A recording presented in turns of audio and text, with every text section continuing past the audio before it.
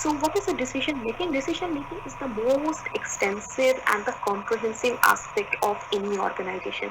It is the most central process. It is the most basic, fundamental, multi-step process within any organization, right? What we are doing, even in our individual life also, morning we are actually surrounded by decisions, and whatever we are seeing, in front of us is all as the consequence of our decision. So decision making is very fundamental, and decision making is fundamental to the individual lives also, and decision making is also fundamental to the organization also, because in organization what we are doing, we are as a group, many people are working together, managing the affairs, right, and constantly deciding. When we are planning, we are deciding.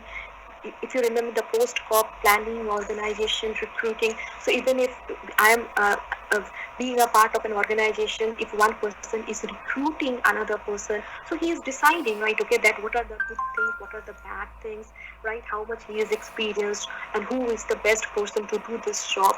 So in that way, within an organization also, constantly decision making is happening, and that's why it is very necessary to understand decision making in order to understand the public administration and the significance of public administration in the society, right? So, what we are doing in decision making, basically in decision making, we are selecting, right? We have maybe multiple options, and we are selecting the best possible option out of the various alternatives. That's the decision making is, right? Whether about planning, or whether about recruiting something, or whether you about coming up with a new policy, right? There will be multiple options available to us, to the government, to the bureaucracy, to the decision maker, to the management within a management, right? So there will be multiple options, and through a rational selections of action, right, based on the systematic analysis of the possible alternatives, right, a rational decision maker or a decision maker selects a course of action which will lead to the achievement of the preconceived objectives, right? So that's the decision making is all about, right? When you will go through the book, there are various definitions of decision. For example, Peter Drucker, who is our next thinker today, we are going to do Peter Drucker also. So he is talking about that whatever a manager does, he does through decision making, right? What a manager is doing, manager is constantly decide, right? M.T. Copeland is saying that administration is essentially a decision-making process. Similar to Peter Drucker, he is also saying that whatever an administration does, he does through the decision-making, right? So decision-making is actually fundamental and most intricate and the central part of any organization. Okay, then what are the types of the decision making? This is very easy. There are various types. I just clubbed few, right? There are more than that. When you will read the book, there are programmed, non-programmed. So programmed decisions are fairly structured. Non-programmed are relatively unstructured, right? Programmed decisions are something which is happening again and again. So it is like a day-to-day activity, which the norm in the normal day's course, and the manager or the public administrator is constantly deciding, right? It is coming up with same frequency and all. For example, budget can be an example of programmed decision, right? Because every year it is coming where the government is deciding about laws and various things. And non-programmed decisions is relatively unstructured, so often much less often than a programmed decision, and which is not frequently happening. It is unstructured, and it may happen, it may not happen. So these are a new kind of decisions which a public administrator takes. Then the organizational personal decisions. So organizational decisions are decisions which are made in the interest of an organization. Personal decisions are definitely related to a person. Okay, then there are individual decisions, group decisions, self-explanatory. Individual decision is taken by an individual, group, then the many people coming as a group and deciding about something. Then routine and strategic decisions. Routine decisions are repeatedly common, every day happening, right? And deciding the same course of activities happening every day and they are deciding about. So routine and program decisions are more or less same.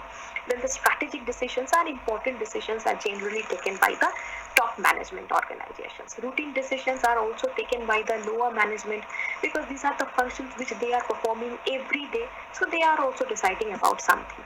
Major shuffling, right? For example, strategic decisions can be, change of cabinet ministries can be a strategic decision because that is not happening every day. That is not a routine decision. You understood, right? So the ministers, those who are changing, or the portfolios of ministers are changed, so that can be a strategic decision, right, to which the government is taking to make the department, to make the ministry, or to make the overall governance more accountable, more responsible, and more efficient. So that's the strategic decisions. One important decision making type is policy decision and operative decisions, right? So policy decisions are simply the basic principles of an organization, and it determines then how it will develop and function in the future. So it is about that what is to be done, how it's to be done, right? The future course of action, that's a policy decision. Whereas the operative decision involves the implementation of the policy decisions, right? How that policy will be operated, how it will be implemented, that's the operative decision is. Okay, so what we are doing here, right? Please remember that in decision making, we are basically discussing about four important things, right? So we are talking about that what is to be done, okay, what are the objectives, why we are deciding something, because we want to achieve some objective. That objective can be a solution of a problem. That objective can be providing goods and services to the people because they are needy, the weaker section, empowerment of the weaker section, right? So when it comes to the governance, there will be a various types of decision making which a governance has to involve, right? It has to think of its safety, nation security, stability, economic development, social growth, social justice, reaching to the weaker sections of the society, empowering them, providing employment, providing social security. So there are lots of issues, lots of problems, lots of objectives which a government has to achieve. So government has to think, a decision maker has to think that what are the objectives which needs to be achieved, right? And in order to achieve those objectives, what is to be done? Then another questions come, how we are going to do it, what are the resources available to us, what are the infrastructures available to us, who all will be involved in that, right? That suppose if it is a education related thing, right? Okay, the girls child students ratio or student enrollment is decreasing, right? Girl students are dropping out of the school. So that's suppose a problem, right? So the objective is what? That we want to increase the number of girl students in the school, right? We want them back into the school. So that's the objective. Then what are the resources? What resources we have? We need all the information about our schools. We need all the correct data. How many dropouts, student enrollment, girls enrollment, right? Which age group of the girl is dropping the school. So we need all kinds of resources. We need financial things because suppose we have to create a mid-day meal program, right? So that the students, all students will get nutritious food also, and they will enroll them in themselves into the school also, and this will not only enhance the nutrition level of the students, but it will also increase the students enrollment because now more students will come and study, right? So we need all the kind of information, we need all the kind of resources, we need infrastructure, we need finances, because India is such a big country, right? And with a huge population and complex problems, so we need huge resources also, huge financing also. So if you every year you see the budget is coming, and you will see that there are various policies for which a good handsome budget allocation is done. So finances is one kind of resources. Then who will be involved? So there will be education ministry, right? There will be finance ministry. Then there are many other ministries will be there, right? Child welfare ministry will be there. Then because it is related to food also, so there will be a public distribution system will also be there, right? Then there will be Niti Aayog, there will be other academics, civil society, think tanks, those who are running a project on that. So all the different agencies, different actors will be involved. So decision making is not about deciding what is to be done. Decision making is also about how it is to be done, from where we will get the resources, what kind of resources are needed, and who all will be involved in this. So considering all these questions, right, then the decision maker will explore all the alternatives means that all the possible ways to reach to the solution, and then the decision making also involves selecting the best option out of it. Okay, so that's the decision making is all about. Now we will see that what are the different types of the decision making. So there are 4 types of decision making. There are many types. I picked 4, right? That is the rational decision making, bounded rational decision making, intuitive decision making, and creative decision. What is a rational decision making? Rational decision making is a multi-step process for reaching the decision through logic and reasoning between the possible alternatives. Okay, so Herbert Simon, and before Herbert Simon there were many other thinkers also. They talked about that rational decision making is that decision making where the decision maker is rationally thinking, right? Decision maker is using his or her reason, logic, right? Getting all the information he is gathering the information. That information is processed, right? And then all the possible alternatives are talked upon, and then because it is a rational choice, right? So and the decision maker has all the information about it. The decision maker knows everything about the problem, right? And everything about that, how that problem should be solved. Then out of those possible alternatives, the decision maker will choose the best alternative to do that job, right? So that's the decision making model, because and it is a rational, because the decision taken by this model seems to optimize the utility and minimize the cost. Definitely when for any problem, when I have all the information about it, right, then I will be able to decide perfectly. And when it comes to where budget, resources, everything is involved. So the basic criteria is that input cost should be less and output should be maximum. So a rational decision making, what happens that it optimizes the utility. It may be, for example, what I mean by optimizing the utility, it may achieve the target in a most stipulated manner, right? Okay, in the least cost and maximum output. So that's the optimizing utility is all about.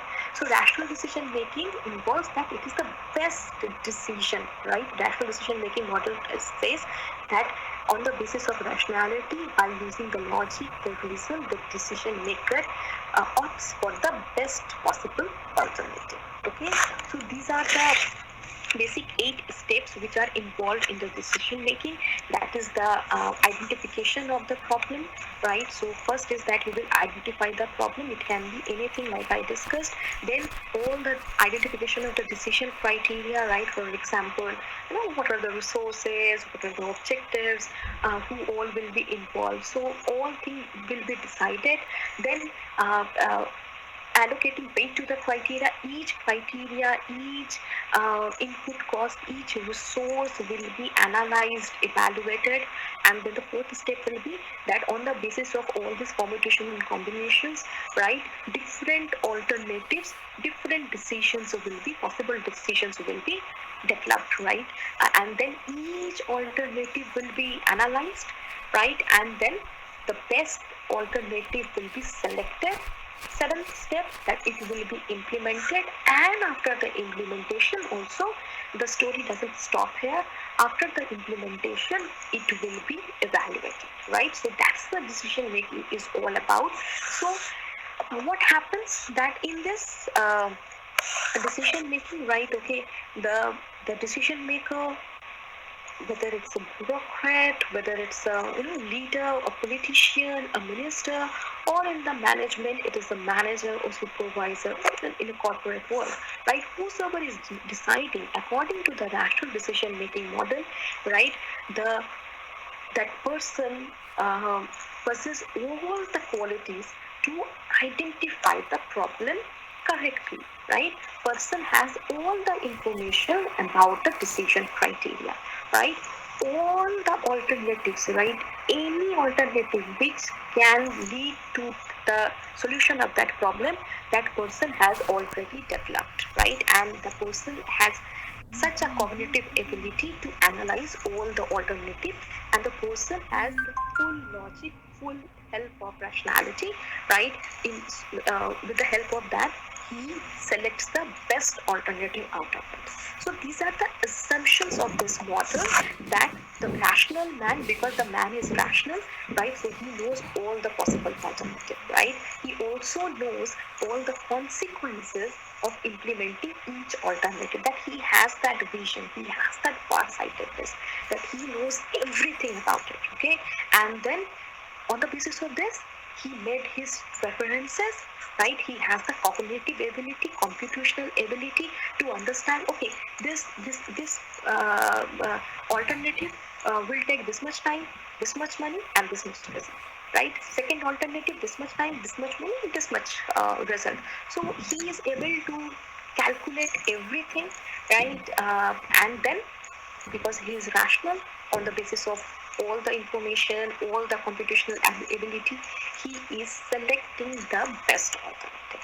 So that's the assumption of rational decision making model, which seems to be little dicey, which seems to be little skeptical, right? Because the information, not necessarily that information, all the information is available, and when it comes to the social, political, and economic problems, really the information pertaining to that problem, the availability of that is highly questionable, right? Okay, so there are limitations to the data, right? There are limitations to the information, to the infrastructure. So it is really difficult, right? Okay, the assumption, the very first assumption that the the decision maker has all the information available to him is highly dicey, right? Then the second thing is that even if by chance he has all the information regarding that problem, right? Decision maker lacks the ability to process all the information, right? And when it is a social problem, right? Okay, then it really becomes difficult to process all those information, right? Then also, when the decision making is dealing with this much information, right, then it can lead to a information analysis paralysis, because when there will be too much information, too much time, too much money will be wasted deciding about, or discussing and processing the information, right? And the decision will be taken very late, right? So or it may happen that no conclusive decision is reached upon, right? So that is the information analysis paralysis which rational decision making suffers from, right?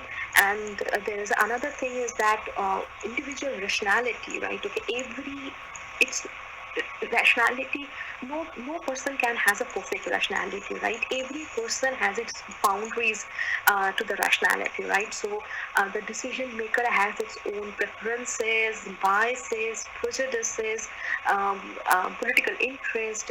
He is coming from a social background, so he has that kind of an ideology which is backing or which is shaping his ideas. Then he has as a human being, right? We all have a cognitive limitations, right? Till one point of time only our brain can process all the information, right? So saying that a rational man, right? Okay, a rational man itself is highly conspicuous, and rationality is a subjective thing, right? The thing which is rational to me may not be rational to you. So the defining and limiting rationality, right? Okay, to decision making is highly contradictory and highly it is there are tensions attached to it, right? It is not so easy, not so smooth. So there are some problems with the rational decision making model, right? So Herbert Simon has studied rational decision making model, and he himself giving the rational decision making model, but with a condition, right? So Herbert Simon is coming, and Herbert Simon is also giving a theory of rational decision making model only, but with a condition, right? So what the condition is, before going into that condition, let's see that his notable works. These are his notable works, right? And one of his most famous work is this administrative behavior, 1947, right? Okay, so you see the time when it has been published, right? So what Simon is talking about, that the process about identifying the problem, weighing criteria, everything is good with the rational decision making model, but there is a problem. Simon mentioned that rational decision making model is a condition of perfect rationality, true, but it is not possible in reality. The perfect rationality condition is a imagination, is a mental construct, right? It is an idea. In real life situation, the whole decision making process suffers from many limitations, like we did in the critique, right? There is a information, a lack of information, right? A limit to the computational ability and all those things. So according to Simon, right, what is happening in the decision making activity, right? In the decision making activity, three steps are happening. First is the intelligence activity, second is the design, then the choice, and the review is happening. It is the intelligence activity, right? Okay, here the decision maker is finding occasions for making the decisions, right? So decision maker is looking for a problem, that we are not deciding out of nothing. When we need something or when there is a problem, then we are deciding. So that's the intelligence activity that a decision maker looks, or decision maker understands that when a decision needs to be taken.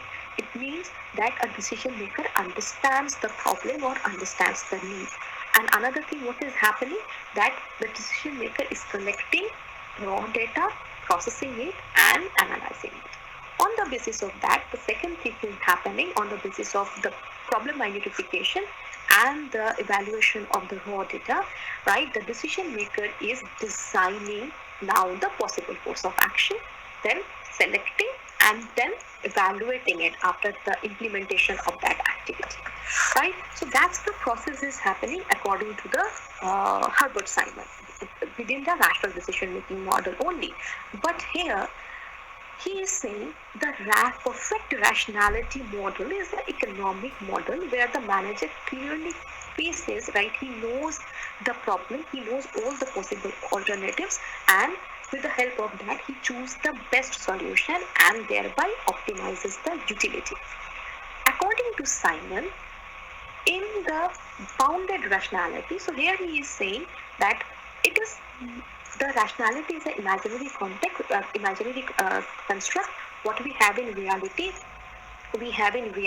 is the limited rationality, is a bounded rationality. It means that we as a decision maker, we don't possess, right, perfect rationality. Our rationality is limited, our rationality is bounded. So therefore, in Simon's bounded rationality, the decision maker is not an economic man who is optimizing utility with the help of minimization cost, right? What is the decision maker in bounded rationality model given by Herbert Simon? The decision maker is the administrative man, right? Why administrative man? Because first thing, all the problems are not clearly identified, right? Rationality is limited. Knowledge to process that information is limited. So therefore, the decision maker will not be able to explore all the possible alternatives and its consequences, because resources, infrastructures, everything has its own constraints, right? And he is an administrative model because instead for optimizing utility, right, okay, getting the best possible alternative out of it, the administrative man would opt for the good enough, that is the satisfactory alternative, right? So because you cannot choose the best, because in order to choose the best you need many information, many other infrastructure help. In reality, in today's world, in the complex societies, right, it is very difficult for a governance or even for an individual to have all the information about it, right? We don't even know what holds our future is, for example, right? Or when it comes to the governance, right, okay, whether the data is correct or not. So there are, errors. There are a margin of errors within the data also. So when there are margin of errors within the data, then definitely, right, okay, there may be a chance that even if it is a minuscule, but there will be a chance that some alternative is remained unexplored, right? So all these things can happen. So according to Simon, what happens that a decision maker is never able to choose the best possible action. Rather, what a decision maker is doing, decision maker is choosing the most satisfactory one out of the alternatives. So remember, not the best, the satisfactory one. And this satisfactory one, he is saying, he is giving it a term as a satisfizer. So what the administrative man here is, the administrative man here is a satisfizer because he is opting for the most satisfying alternative out of the available alternatives are. Okay, right? So that's the bounded rationality flow chart. So he's saying that the decision maker has a cognitive limitation, the decision maker has an information imperfection, and there is a time constraint, right? Okay, I cannot sit and process all the information for years, right? So I have to, as a decision maker, I have to take decisions immediately or within a stipulated time. So all these things makes the rationality bounded, because rationality depends on complete perfect cognitive ability. So bounded rationality. So instead of looking for best, the decision maker opt for satisfying one, and this is going to give us the suboptimal decisions. So that's the Simon's bounded rationality model. Okay, right? What are the criticisms of that? Definitely, right? Okay, you can put yourself into a decision maker's position and think of anything, right? Whether it's choosing public, political science as your honors paper, or choosing your career right now, or when you will become a IPS, IAS, or any person, lawyer or anything, when you are constantly deciding, right? Okay, so you can think that there are certain limitations to us, right? So you can understand that our decision making involves the concept of bounded rationality, because we don't have all the information about everything, right? Okay, and we constantly doing permutations and combinations, and as we are getting new challenges, or we are getting new situations, we are constantly revisiting our decisions, doing changes and all. So none of our decisions are perfect, even, and it also tells us that even the government decisions are not perfect, because societal, political, economic challenges are different. So government is coming up with policies understanding the policy's limitations, understanding the disadvantages, evaluating, taking the review back, doing the changes, coming up with a new policy. So it is a constantly the bounded rationality helps to revisit and do the reform and revision in the policies also, in the laws also, right? So in that way, Simon is very apt, very correct, and very relevant in order to understand how individual or an organization decides about anything. But definitely there are criticisms also. For example, Huber Das they stated that there is no clear-cut distinction between perfect and bounded rationality, because Herbert Simon saying that it comes under the rationality decision making model only, but with a condition. So there is really no difference, and there is an overlap of the ideas, right? Das and Teng further also decides that the Simon's theory lacks factual based analysis. It excludes values, right? It excludes the decision makers ability to decide, because Simon in the very first place saying that the decision maker suffers from the imperfect rationality, right? So there is really no scope of understanding the decision maker as such, right? Then what is the difference between maximizing and satisficer is also not clear, right? Because in one place Simon is saying the maximization will not happen, but in another place Simon is saying that through satisficer it is the most satisfactory one. So definitely, what is the difference between maximization and satisficing? According to the critics, Simon is not making it clear. So again, there is a problem remain there, that there is no clarity of these concepts. So what are the common limitations? We understand by the decision making that it is difficult in combining attributes and objectives. It is based on facts. This is also based on values, right? So there are limitations to it, right? Then there are the lack of information, how we can process, manage all this large information. What are the ways through which we can understand the data which we are getting, right, are correct or not, right? So the data gathering is also very important. For example, when census and SSO, if these sample surveys are happening, the even it is very important for the citizens to give the correct data to the government, right? Correct information about themselves, because when the government will get correct information about themselves, then only government will able to make the correct policies out of it. So you have to link in this way, right, that why we are doing the decision making, because the government is constantly deciding, and the more government will have proper infrastructure, proper agencies, proper information, the more government will be able to take better decisions, right? So the whole idea, in order to understand the theory of decision making, that how the government, the bureaucrat, or as an organization, every unit, we all can decide better. Okay, there are some other models of decision making also, but you have to focus on the Simon. But these are the other models: intuitive, whether we are using past experiences; creative, we are becoming more imaginative, right? So different ways to understand the different decision making models. So if you will see that Simon developed the most realistic workable model, right? Like I said, that if you get into the shoe of the decision making, you will see that you yourself are deciding in this ways, right? You are thinking about all the possible outcomes, right?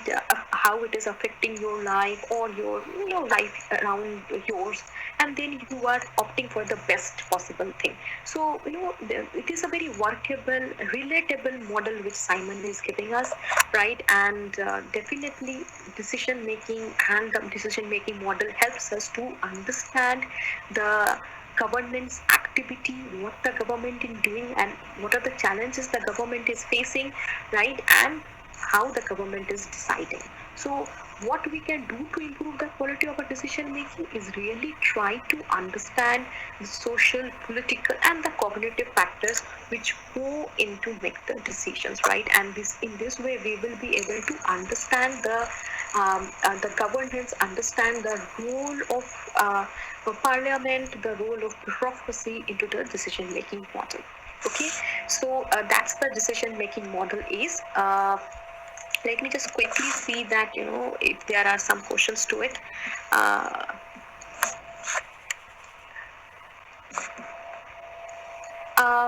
it depends that I'm really not sure about the medium, but definitely whatever your medium is, right, throughout the question, yeah, you should have the same. It's not like that one question you write in Hindi and second question you write in English.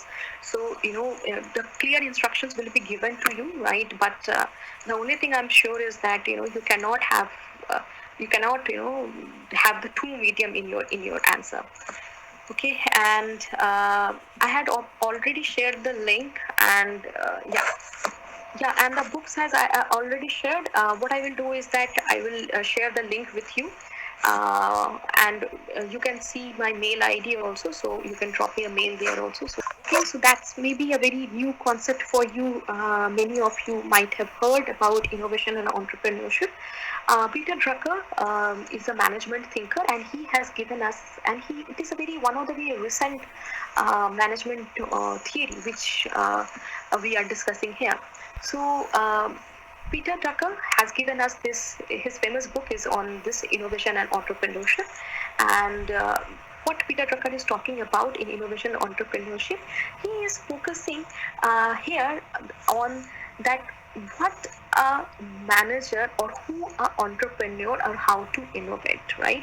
So Peter Drucker is saying that first we have to understand that what we mean by the innovation, then we will see the entrepreneurship, and then we will see that what are the different ways we can understand innovation and entrepreneurship. So Peter Drucker is saying that innovation is a tool or an instrument used by entrepreneurs to exploit change as an opportunity. So who is an entrepreneur here according to Peter Drucker? According to Peter Drucker, an entrepreneur is one who is innovating.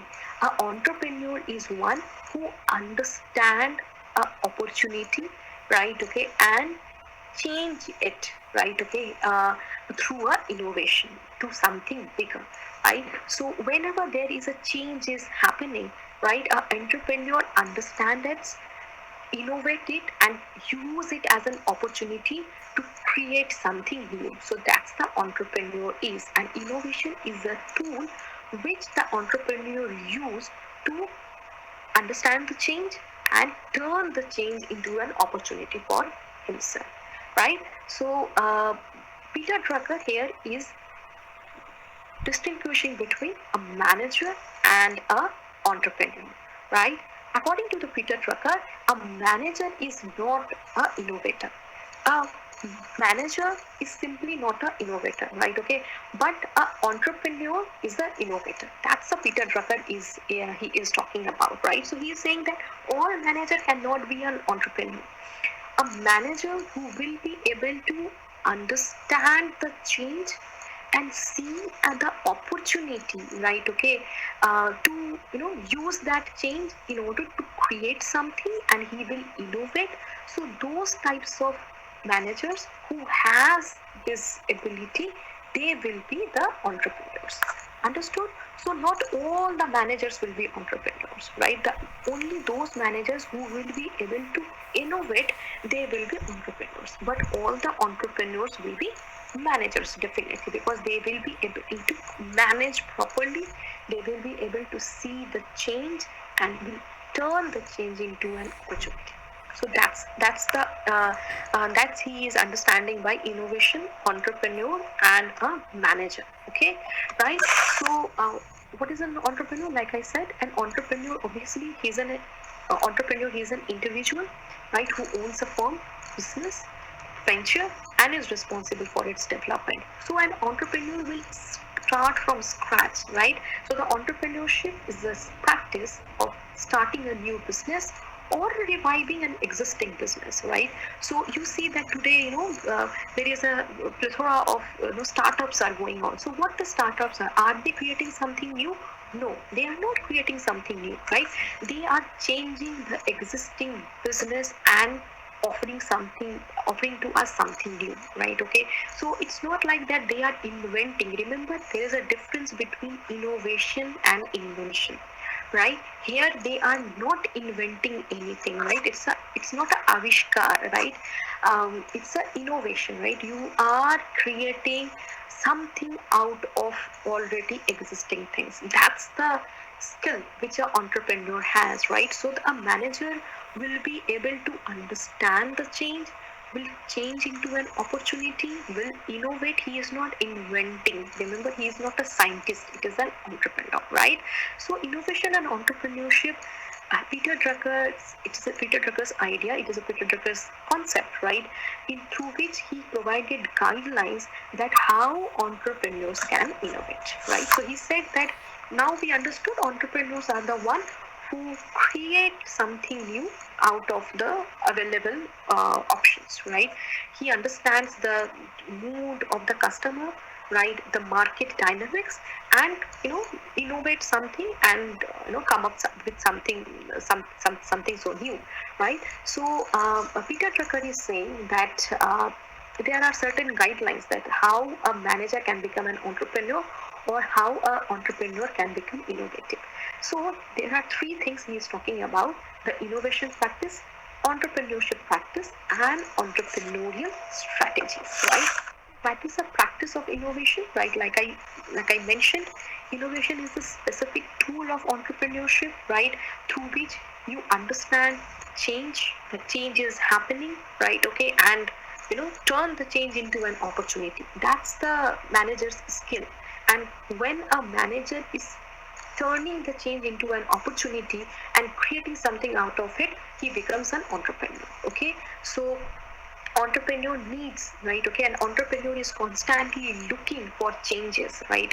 And he is constantly looking for that opportunity to innovate something, right? He is understanding the market dynamics, he is understanding the need of the customer, right? He is also understanding that what the customer is asking for and what is available. So he understands the gap and he fills the gap with his own product, right? So that's the skill an entrepreneur has. Okay, so a successful entrepreneurship practice, according to Drucker, definitely it is based on a systematic hard work. So there is no luck or sign that you are sitting suddenly and some eureka moment will happen and you will get something out of it, right? A manager has to constantly think, a manager has to constantly look, he has to constantly do the hit and trial method, and through innovation he will be able to create something, right? So the Drucker is saying that it is a systematic process. So he introduces systematic innovation as a framework for exploiting those opportunities, right? And he is saying that there are 7 sources of innovation which an entrepreneur is always looking for, right? So what are these 7 sources? First is the unexpected, second is the incongruities, then the process, industry, market, demographics, change, and the new knowledge, right? So these are the 7 sources of innovative opportunity, right? So let's see one by one that what are the 7 sources, right? The Drucker is saying the first source is the unexpected, right? Because suddenly the unexpected success or the unexpected failure or the unexpected outside event, right? You know, so it can happen that it's an unexpected success is an event where some business area suddenly starts to boom beyond expectations, right? So a manager is always waiting for that moment when that business changes into it starts booming, right? And it becomes a hot spot for a new opportunity, right? So this provides the company a chance to renew their operation and make the best use out of it, right? So for example, uh, for like the wedding what is going to go destination wedding, right? Okay, or fusion with the food, right? Because it's a corporate example. So first I'm taking the corporate examples, and then I will also bring it to the public administration, right? So you see that the new technologies are coming. So all the industries, right, or in the new normal with this pandemic, right? Suddenly the Zoom, Microsoft Teams, right? You just see that their business has grown up so much, right? The whole virtual world. Everything is happening virtually. Everything is happening on these different platforms, right? People are connecting constantly. We are working. So you just see, their share markets and everything. So that's the unexpected success which Zoom, Skype, Microsoft Teams has suddenly seen, right? So this is the time, right? Okay, when virtual business are happening, e-meetings are happening, and so what not is happening right now, right? From the online classes to everything. So that's the unexpected success. You may meet the unexpected failure also. It's not like that all startup, all entrepreneurs are successful, but that's a part of the game, right? It's an economy, it's the market. So success and failure is a part of the same bag, right? So that's the unexpected thing. Then the second is the incongruity, right? That is between reality as it's actually and reality as it is assumed or it ought to be, right? So the incongruity means that it is also a large group of innovation sources. It mostly refers to the external factors, right? What it seems to be, what it is, right? Okay, and the difference between what it ought to be. So there can be a difference of these two, right? Okay, for example, the uh, the Amazon, right? Okay, the online shopping thing, right? Okay, so it has completely changed the market dynamics, right? So initially, what our thought is that we can only go to the market and we can buy things, but now we are sitting at home, we are buying it, right? If we don't like, we are returning it. So it has altogether changed the reality, right? Okay, altogether has changed the shopping experience, right? So that's the incongruity it is all about, that what a reality is and what it ought to be. So there is a huge difference, right? And the Amazon person, they understood it, right? They understood the psyche, right? That initially what we used to do, we used to go and we used to see it, we used to bring the stuffs. If we don't like, again we have to go.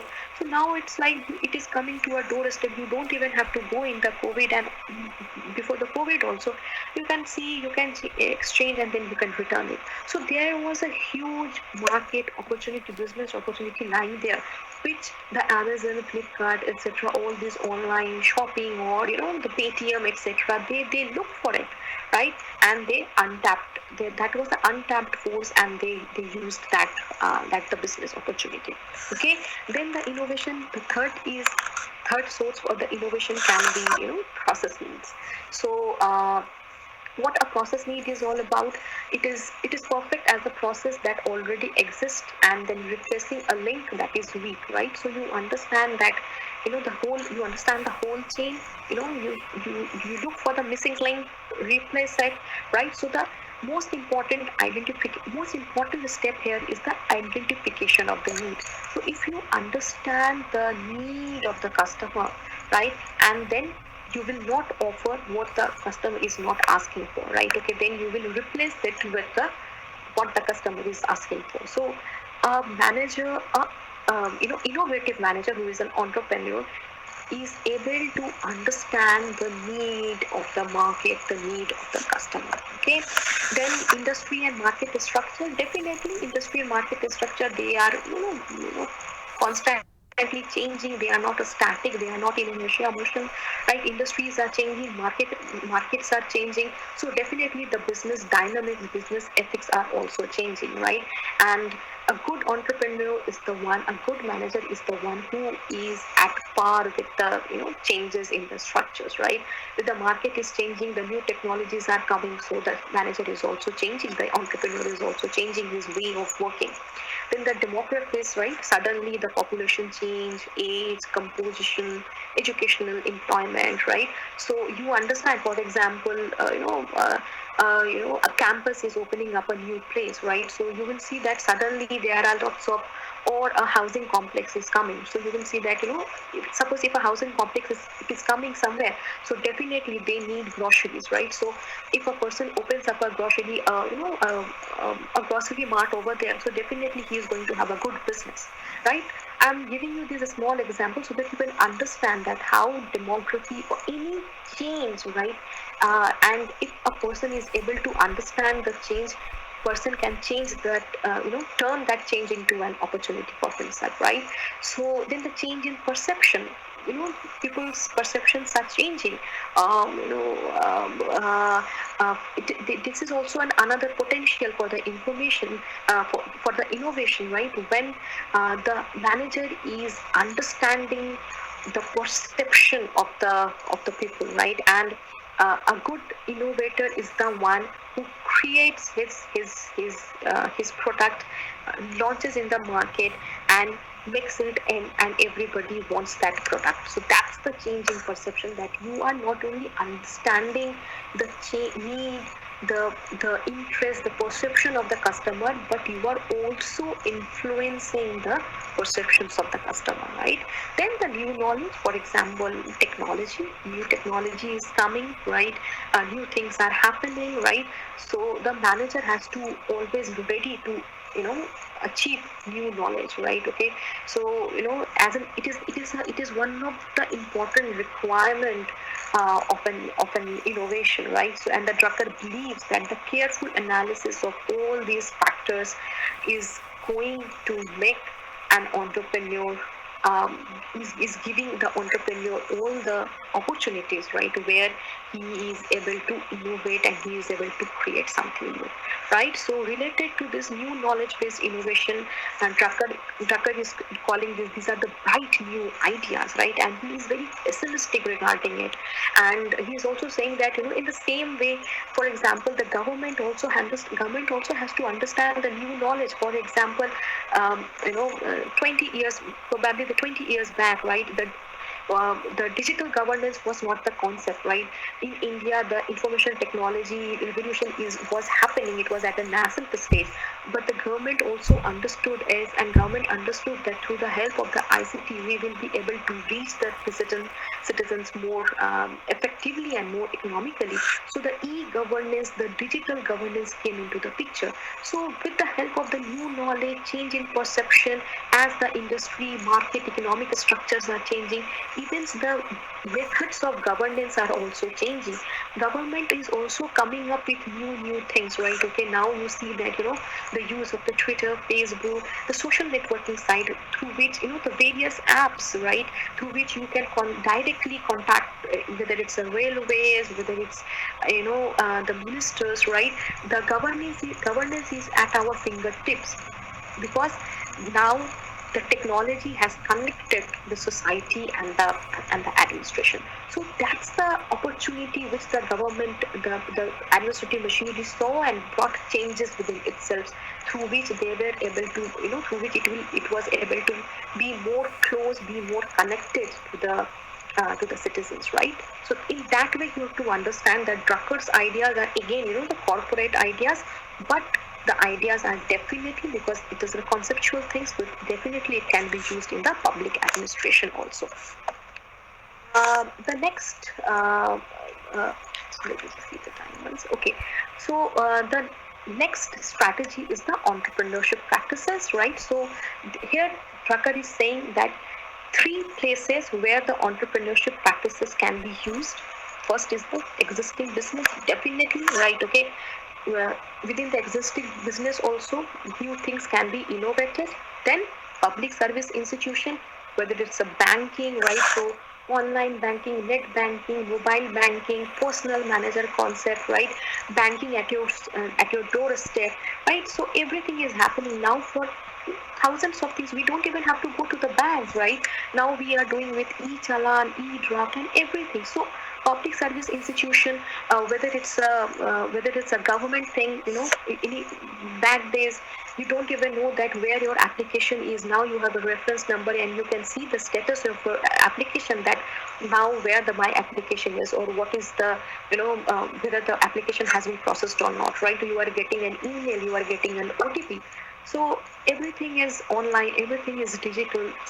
So innovation, entrepreneurship practices can be used in the public services also, and definitely in the new ventures also, right? The new startup you can bring.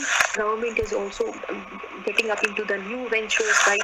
public-private partnership, EEZ, sets, everything is happening on the basis of, entrepreneurship. Like, our Prime Minister Modi, a local, the Ranga Sutra and everything, creating e-platform, right?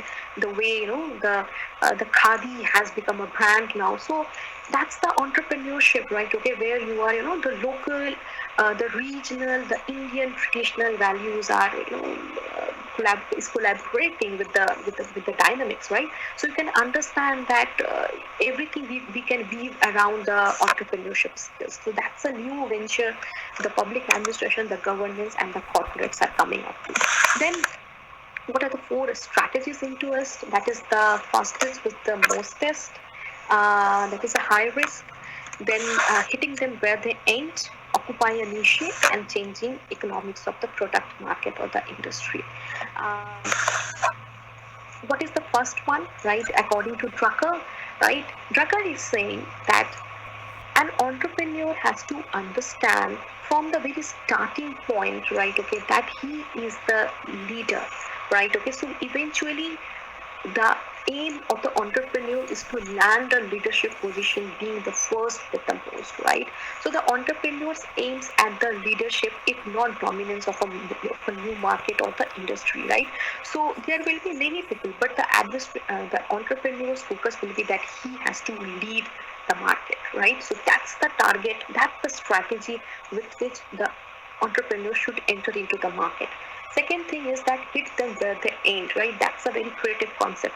According to Peter Drucker, right, the innovator, the entrepreneur doesn't create a major product or the service, like I said, right? He is not creating anything new, right? Instead, what the entrepreneur is doing, instead, the entrepreneur is taking something which has created by somebody else and improves upon it, redesign it, re-engineering it, right? So Drucker is calling it that you are definitely copying it, you are definitely imitating it, but that's the creative imitation where you are changing the product altogether. You are not making it from scratch, but you are changing the product altogether, right? Because the Drucker is saying that the innovator is working on that product, maneuvering it, re-engineering it, coming up with slightly most desirable option.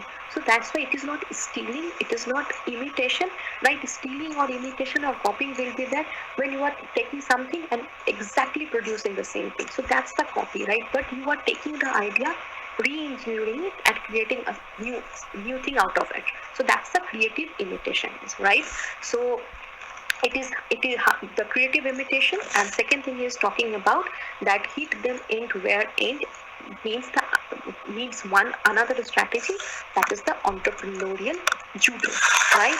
So like I said, creative imitation refers to the taking an idea and creating a new thing out of it. Entrepreneurial judo is also similar to this. It is a market driven, market focused strategy.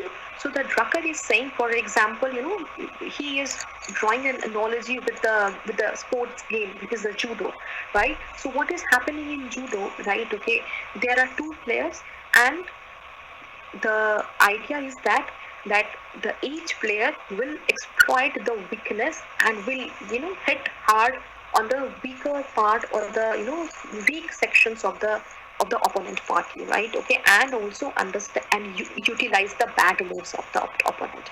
So the Drucker is saying that an entrepreneur always you know should always look for the weaknesses of its opponent party. Suppose the two persons are coming up with almost a new thing, right, or a similar product, then then the person A should always think that what are the weaknesses or what are the problems with that person B or person B's product, right, and what the bad move the person is going to take, right, okay, and when he's taking the bad move, he will hit him hard, right? So that's exactly happening in judo, right? Okay, that's a wrestling or kushti or whatever you want to say, right? Okay, that hit hard on the opponent's weak areas and also utilizes the points when he is taking a bad move, right? So exactly these sports ideas, the the person also, the entrepreneur, the innovator should also take into account into the business dynamics, right? Then the third he is talking about, that is the ecological niche.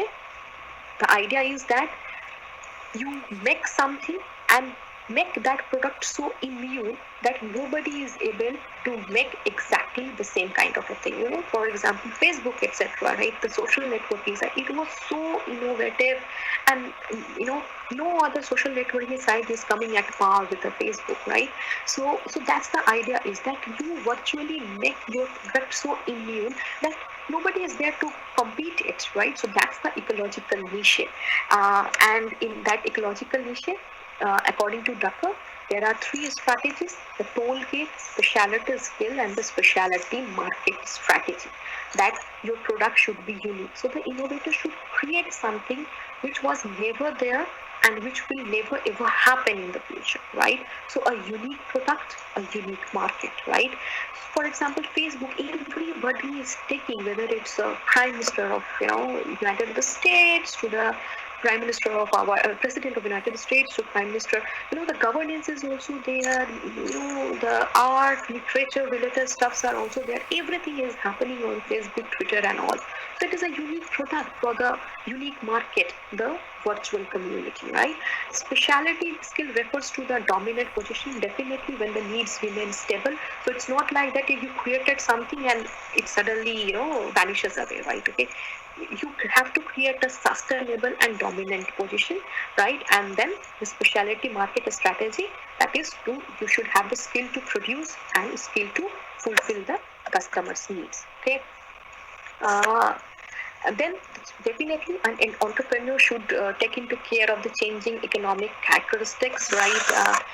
As the economic, political, social things are changing, right? The company should also convert the existing product, with the changing economic dynamics, changing economic characteristics, right? So that's the whole concept of Peter Drucker, right? Remember, Peter Drucker is giving us the idea of, so that's the one. Then he's talking about the entrepreneurial practices, right? Create something, right? Create a unique market for it, create a unique product out of it, right? And make your system virtually immune in order to so that the product will become successful. So that's the idea Peter Drucker is giving, that how you will not only innovate something, right? Okay, but you will virtually make your product immune so that it will have a long lasting impact, right? So that's the one of the very this is one of the very new, contemporary, and very relevant corporate theory, right? Uh, but there are criticisms also, for example, because it is so says, and very hypothetical situations, right? Understanding the demography, understanding the perceptions. So critics say that there are no solid statistics in order to support these insights, right? Many ideas are based on experiences, intuitions, guessworks, which makes it highly irrational. Critics also say it seems to be a very dicey, technical, and complex also. Definitely it is hard to initiate in the public sector, because public sector is no corporate is also not simple. The public sector has its own social, political limitations, social, political, various kinds of changes. There are so many different groups, their interests are contradictory. So for government, you know uh, uh, creating something, it is very hard to initiate. It's not an impossible task, right? Okay, but it is very hard to initiate entrepreneurship. Today we see the new term entrepreneurial government, right? So the government is working in that direction, but it needs proper infrastructure and proper societal support also. And then, like I said, the economic, political, environmental complexities are there, which makes the this theory, the innovation and entrepreneurship, a little problematic in implementation, right? but it had remained the most relevant, and again saying one of the most contemporary and the path-breaking work of Peter Drucker. Right, Peter Drucker is actually saying that it is a paradigm shift, a tectonic shift, right, into the entrepreneurial governance, entrepreneurial society, and the corporate management also. Right, it also helps. This theory is helpful in the important role in the contributing economic growth, job creation, poverty reduction, and it also helps us to address the key social changes. Condition, condition to that, if there is a proper infrastructure, government is ready to innovate, government is ready to experiment, and it has the proper social, civil society, all the agencies support. Okay, so I'm done here, right? Okay, any doubt, you can drop mail to me. And in the next class, we will be doing ecological approach, right? These are the two important theories, and usually, the question is coming from Simon. Again, clear-cut question will be there. Critically examines Herbert Simon's bounded rationality concept, or write an essay on the Herbert Simon's rationality concept. Okay, so let me quickly see. I'm sorry I stretched a little upon because this topic was huge.